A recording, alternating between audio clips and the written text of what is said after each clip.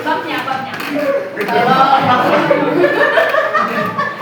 atau sore ya jadi agak tema untuk pembelajaran atau pemaparan materi pada adik-adik sekalian itu judulnya mitigasi bencana. Memang untuk mitigasi bencana ini dikhususkan untuk kelas 11, makanya kami ini materi itu. Jadi tahu nggak sih apa itu mitigasi bencana? Jadi Udah kak. nggak tahu?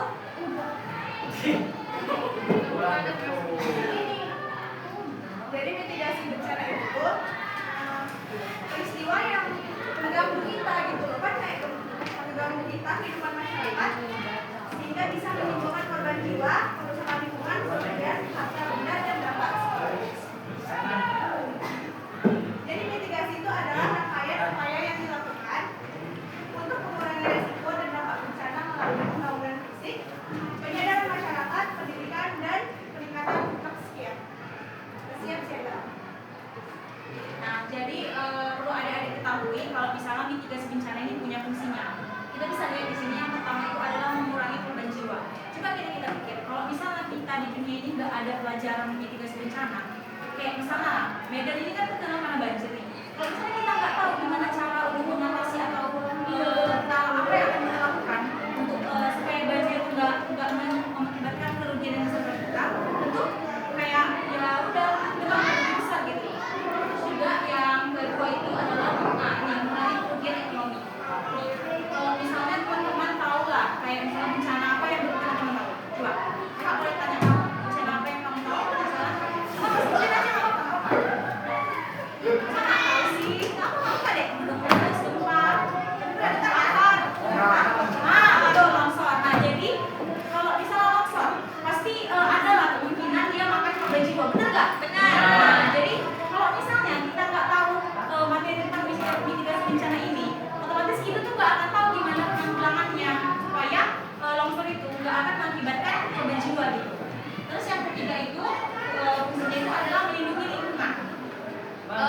Sebenarnya teman-teman geografi ini itu kan nggak jauh-jauh dari lingkungan. Nah, jadi sebenarnya kalau misalnya masuk kata geografi itu tuh udah pasti tentang lingkungan aja gitu. Jadi mitigasi bencana ini nggak akan pernah lepas dari kata geografi. Lalu yang keempat itu adalah meningkatkan kesiapsiagaan masyarakat. Nah, siapa di sini teman-teman yang rumahnya pernah banjir? Boleh angkat tangannya? Nggak ada berarti ya? Nggak ada berarti ya? Nggak ada yang banjiran ya?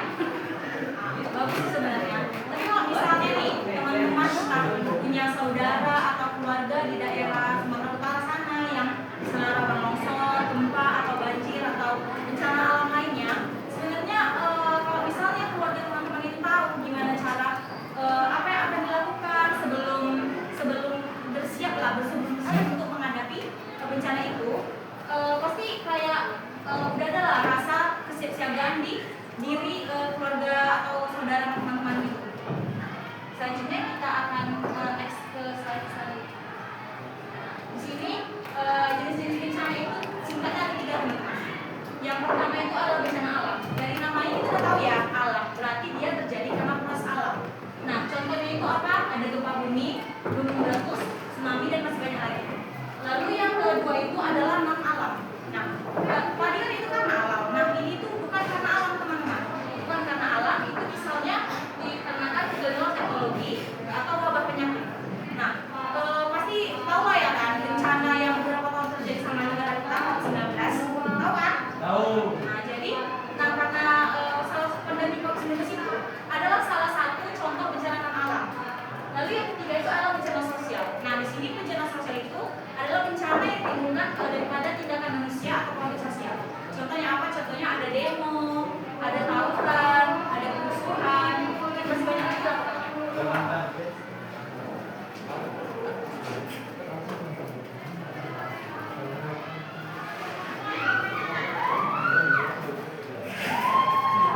Nah, di sini tahu nggak ini peta apa?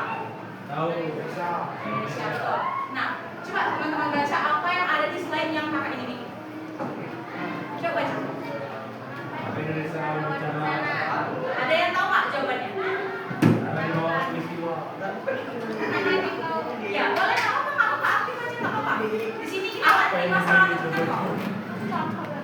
Ada yang tahu nggak teman-teman? Singkat aja, kenapa Indonesia rawan bencana? Kata rekomendasi dari mana? Langsung aja ya kamu. Nih, jadi jawabannya itu karena Indonesia itu terletak di antara dua benua dan dua samudra. Gak mungkin kan teman-teman sekalian di sini nggak pernah dengar yang namanya benua Asia dan benua Australia sama samudra Pasifik dan samudra Hindia. Gak mungkin kan? Nah lalu yang kedua alasan mengapa Indonesia rawan bencana itu karena Indonesia itu berada di jalur Ring of Fire atau cincin api Pasifik.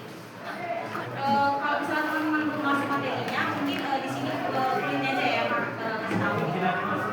Jadi di sini Indonesia ini berada di daerah yang dia itu rawan terkena gempa, rawan terkena gempa dan gunung meletus. Nah, jadi di sekeliling ini itu adalah patahan yang kayak misalnya dia itu menimbulkan gunung api dan juga bisa menimbulkan tsunami gitu lah. Jadi kayak kalau misalnya teman-teman ingin belajar lebih dalam lagi tentang Ring of Fire itu bisa searching kok di internet. Nah lanjut di sini juga Indonesia itu terletak pada pertemuan lempeng tiga lempeng tektonik besar, yaitu ada Eurasia, Indo-Australia dan juga Pasifik.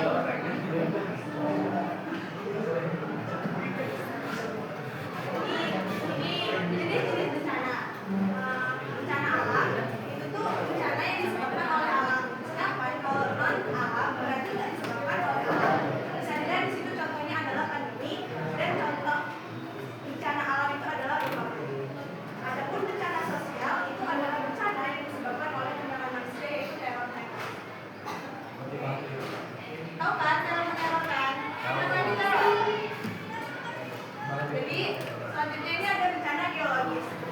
Apa sih bencana geologis itu? Jadi bencana geologis bencana yang berkaitan dengan kondisi geologi di muka bumi. Jadi kalau kalian nggak tahu arti geologi, kulitnya aja tuh geologi itu tentang permukaan bumi.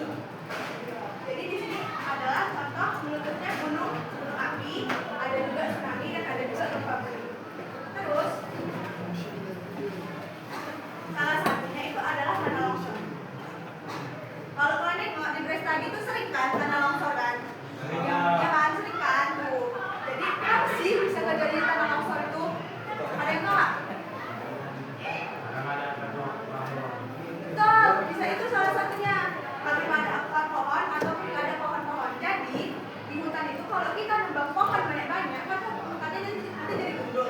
Nggak ada yang bisa nyimpan air. Kalau airnya nggak tersimpan, pas nggak ada pohon-pohon, airnya itu bakal langsung nyimpan ke tanah. Terus akhirnya tanahnya udah nggak kuat dinahan air yang di dalam, jadinya dia longsor. Itu yang terjadi tanah longsor namanya. Nih, terjadi karena adanya gangguan keseimbangan di suatu lereng karena hujan yang lebat dan waktu hujan yang lama. Jadi kalau hujannya udah lebat terus lama sampai 2-3 harian nonstop itu bisa rawan terjadi tanah longsor. Selanjutnya ini adalah angin topan. Pernah kalian kena angin topan? Angin topan pernah? Pernah? Nggak pernah? Gimana? Gimana kamu angin topan? Tahu. Kenapa sih ada terjadi angin topan itu? Biasanya di mana angin topan? Wis, betul, hebat kali memang 11 tahun. Jadi karena terjadinya laut ini itu kena matahari, dia panas terus kan panas nih jadinya air lautnya. Kalau air laut kita hangat, dia kan bakal nguap. Habis nguap itu kan banyak udara. Kalau terus panas itu bisa menimbulkan angin yang kencang, padahal bisa jadi angin topan. Itu siklus terjadinya angin topan. Sekarang selanjutnya tsunami. Pernah ada yang nonton Aceh pas 2004? Ada. Kenapa kira-kira ada Aceh ada tsunami? Kenapa? Ada Tuhan ada. Itu jawaban secara agamis, tapi secara geografis lagi gitu. Gimana tak Kak Tahira coba terangin dong? Jadi tsunami itu karena adanya pergeseran lempeng. Udah belajar belum lempeng-lempeng sama hubungan saya ini? Ya. Jadi kalau ada pergeseran lempeng dari bawah itu tuh bakal nyebabin pergeseran di dasar laut juga.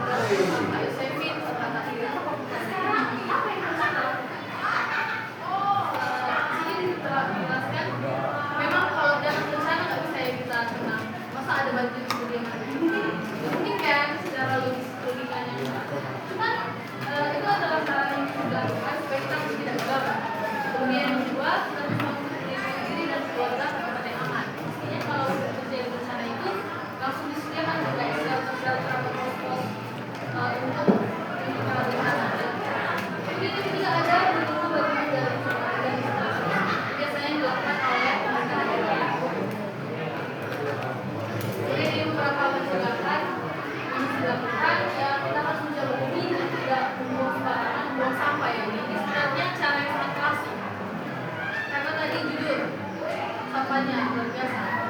Itu salah satu alasannya.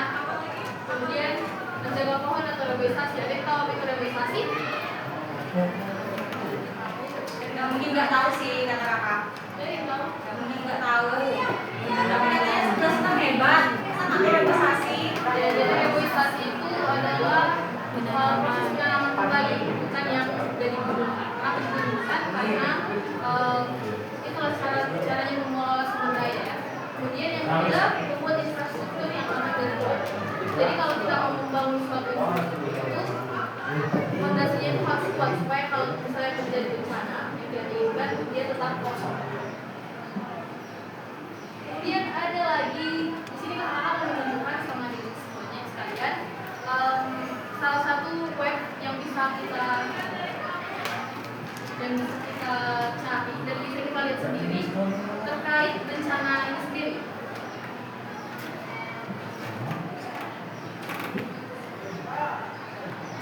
Tahu nggak itu apa? Yang menutup tahu nggak apa? Jadi bisa buka sendiri ya, namanya itu kosma.psdm.go.id. Kalau mau kepoin tentang gunung aktif, ada di sini yang udah pernah Sibaya. Ada Sibaya ada nggak? Nah, di sini bisa nampak tuh gunung Sibaya. Mana bang? Jangan tahu sendiri dong. Kepo. Ada di sini.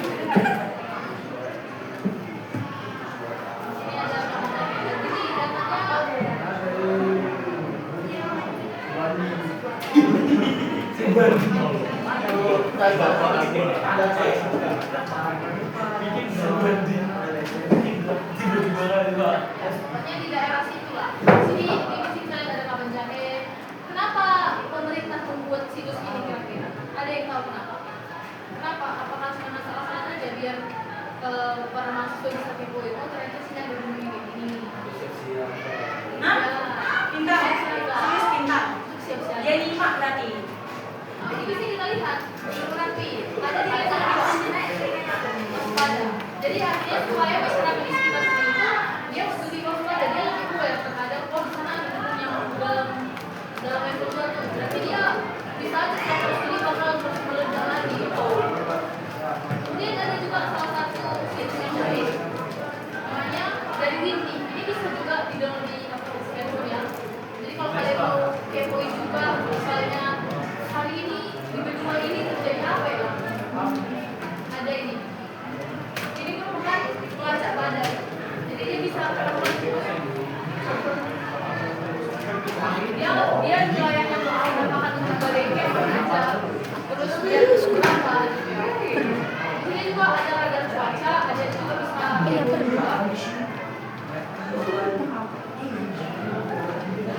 kecepatan angin. Ini yang kira-kira ini angin ya.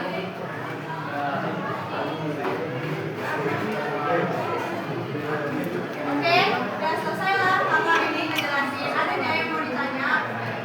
Ada nggak yang adik-adik kiranya penasaran secara sekilas itu selama dari investigasi bencana ini? Kalau misalnya ada yang ngajar di hati adik-adik sekalian, boleh kok dicerahin. Ini kami di sini udah selesai. Kakak mau minta nih sama adik-adik sekalian satu orang aja boleh nggak kasih kesimpulan daripada adik-adik yang adik kakak sedikit aja nggak apa-apa. 3 patah 2 patah nggak apa-apa kakak. Boleh nggak? Satu orang laki-laki perempuan boleh? Satu orang aja. Karena kan di sini kan kayak kami sendiri di masjid menjadi begini kayak mungkin dong kami ya pengen aja di depan kayak gini. Kalau misalnya ada muridnya itu kayak nggak ngerti, nggak paham kan kami kan jadi merasa gagal sebagai tenaga pendidik. Jadi inilah tujuan awal kami datang ke sini memaparkan sedikit materi kepada adik-adik. Jadi kalau misalnya ada yang bisa ngasih kesimpulan sedikit aja, kami sangat mengapresiasi atas. Ya Kak? Diri. Waktunya. Boleh?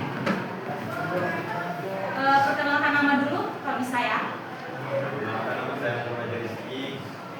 Ya tadi kata bahas migrasi bencana itu tentang pengelolaan dan sejenisnya. Sebenarnya di situ tadi ngajarin tentang bencana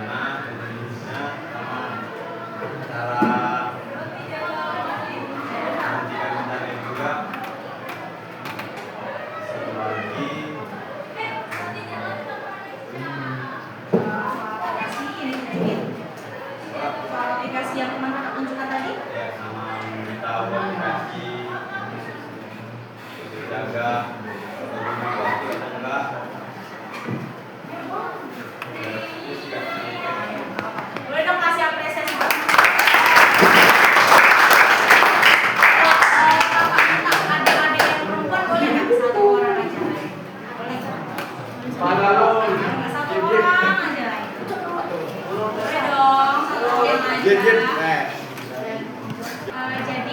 terima kasih untuk perhatian dan antusiasme teman-teman sekalian teman-teman kami pada sore hari ini. Jadi mungkin sekianlah yang dapat kami paparkan kepada teman-teman sekalian. One is the loneliest number that you'll ever do. Two can be as bad as one. It's the loneliest number since